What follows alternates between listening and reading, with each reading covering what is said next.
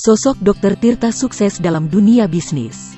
Pria bernama lengkap Tirta Mandira Hudi ini lahir di kota Surakarta atau Solo, Jawa Tengah pada tanggal 30 Juli tahun 1991.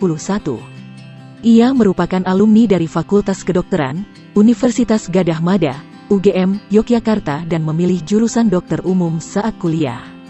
Dr. Tirta sempat bekerja sebagai satu tenaga medis di Puskesmas Turi dan RSUGM Yogyakarta. Ia juga menjadi dokter muda di RSUP Dr. Sarjito Yogyakarta dari 2013 hingga 2015. Berprofesi sebagai seorang dokter merupakan cita-cita Dr. Tirta sejak kecil.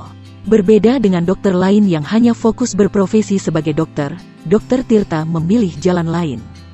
Ia kini berprofesi sebagai Chief Executive Officer Tukutu Indonesia. Ia mendirikan usaha bisnis Tukutu Indonesia sejak 2018. Tak hanya itu, ia juga menjadi owner atau pemilik dari COMMUNION Management.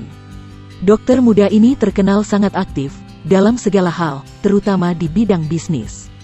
Ia merupakan founder VORSCA yang didirikan sejak 2015 lalu dan kini telah berusia 5 tahun.